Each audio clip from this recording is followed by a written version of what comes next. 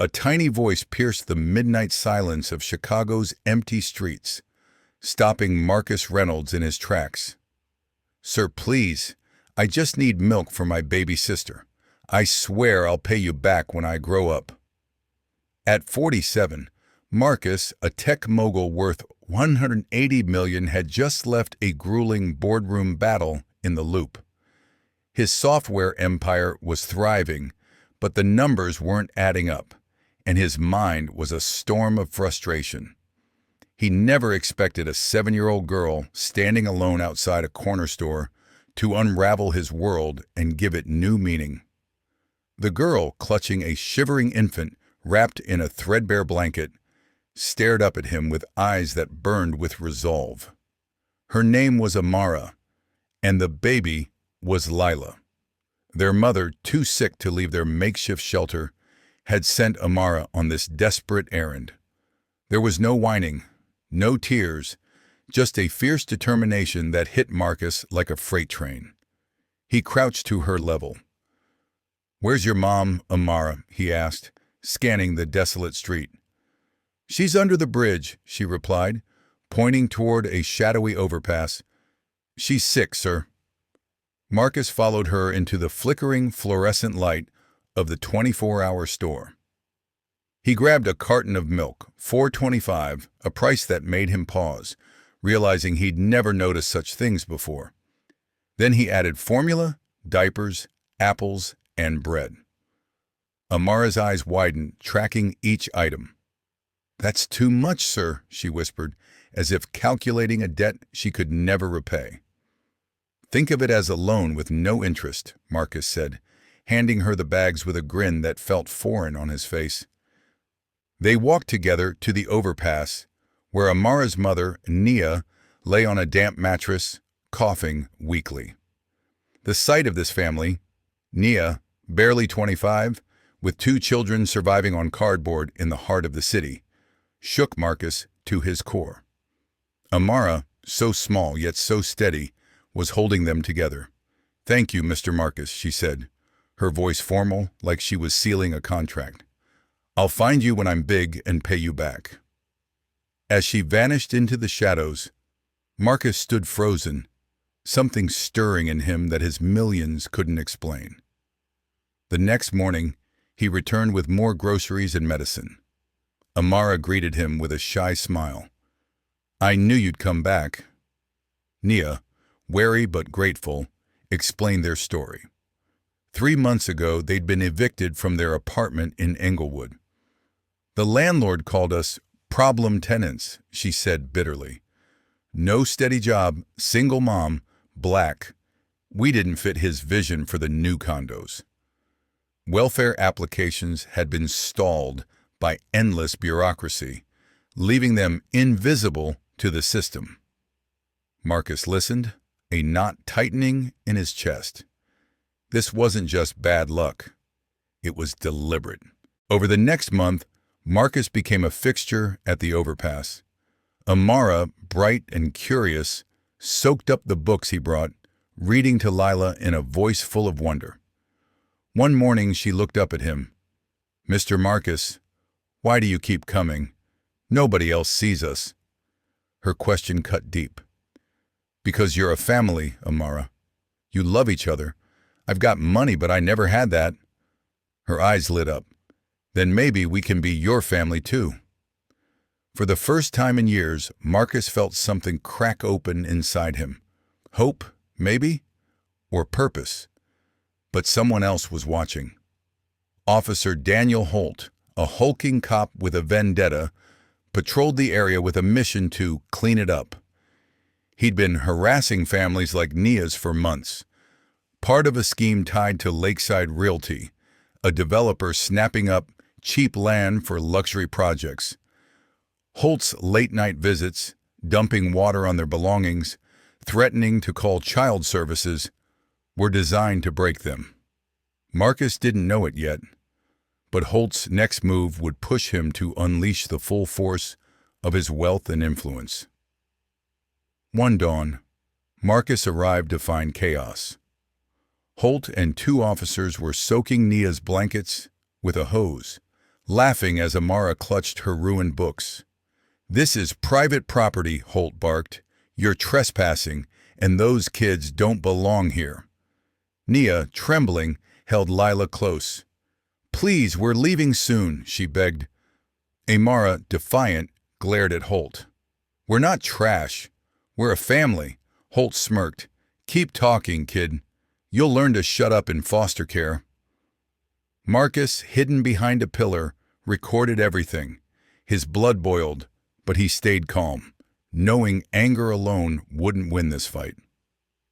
That afternoon, he called Elena Vargas, a lawyer known for dismantling corrupt systems, and Jamal Carter, a private investigator with a knack for uncovering dirty deals. "This isn't just one bad cop," Jamal told him over coffee. "Holt's on Lakeside's payroll. They clear out families, buy the land cheap, and flip it for millions. Holt gets bonuses for every family he runs off." "How many?" Marcus asked, his voice tight. "At least 20 families in the last year," Jamal replied, "and Holt's got a side gig, falsifying reports to justify taking kids to private adoption agencies. Babies like Lila are high value for wealthy clients." Marcus's hands clenched. This wasn't just cruelty. It was a machine profiting off broken families. He kept visiting Nia and the kids, but Amara's spark was fading.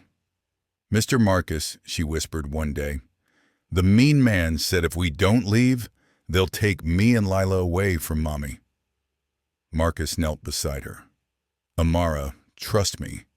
No one's taking you anywhere." His smile was warm, but his mind was ice cold, plotting Holt's downfall. That night, Elena called. "We've got him." Holt's sloppy texts, emails, and even a burner phone app where he brags about clearing inventory. "We've got recordings of him threatening 6 families, plus bank records linking him to Lakeside." Marcus leaned back in his chair. "How fast can we move?" "We can file a federal case in 10 days, Elena said. "But we need to protect Naya's family now. Holt's escalating."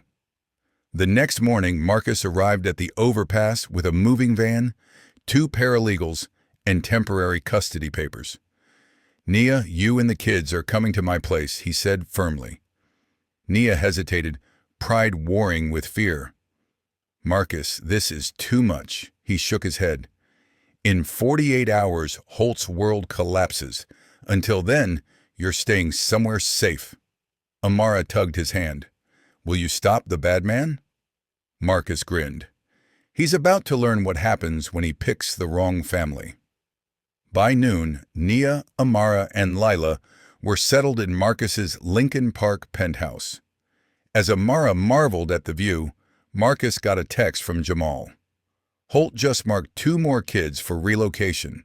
He's clueless," Marcus replied. "Let him dig his own grave. Tomorrow, we bury him." At 7 a.m. the next day, Holt was called to the precinct. Captain Ellis, stone-faced, sat with Elena Vargas, 2 FBI agents, and a stack of evidence. "Officer Holt," Elena began, "recognize this?" She played a video of him dousing Nia's belongings, his voice clear. "Get out, or I'll make sure those kids are gone for good." Holt's face paled. "That's edited," he stammered. Elena slid to a text from his burner app. 2 more kids ready for pickup. Easy money." "This too?" she asked coolly. Agent Rivera spoke up. "We're investigating human trafficking, extortion, and civil rights violations. Your name's on every page." Holt's bravado crumbled as Elena revealed more. Bank transfers from Lakeside, audio of him joking about premium kids, and a paper trail tying him to 47 displaced families. "You turned child protection into a business," she said, "and Lakeside used you to clear land for $20 million in shady deals." Then Marcus walked in. Holt's eyes widened. "You?" Marcus nodded. "You threatened my family. Bad move." He laid out a folder. Lakeside's contracts, falsified eviction notices, and proof of $60 million in misdirected city funds. You thought Nia and her kids were powerless, Marcus said. You forgot to check who was watching. Holt was suspended on the spot, charged with trafficking, corruption, and racketeering. By evening, news of Chicago's biggest corruption bust flooded the airwaves. Lakeside's CEO faced indictments, and their projects were frozen, costing them $100 million. Marcus, meanwhile, watched Amara draw in his garden, Lila giggling beside her. "Mr. Marcus," Amara asked, "is the bad man gone for good?" "Forever," he promised. 6 months later, Marcus stood at the opening of the Amara Family Shelter, a city-funded program to protect vulnerable families. Amara, now 8, cut the ribbon as cameras flashed. Nia, healthy and working as the center's community liaison, held Lila's hand. "Mommy," Amara whispered, "are we helping other kids now?" "Yes, baby," Nia said, "because you were brave enough to ask for help." Marcus, watching from the crowd, wiped a tear. He'd spent decades chasing wealth, but a little girl asking for milk had shown him what mattered. Holt, serving 12 years in prison, learned too late that bullying the wrong family could cost everything. Amara, now calling Marcus Papa, taught him that family isn't bought, it's chosen, and sometimes the smallest voice can spark a revolution.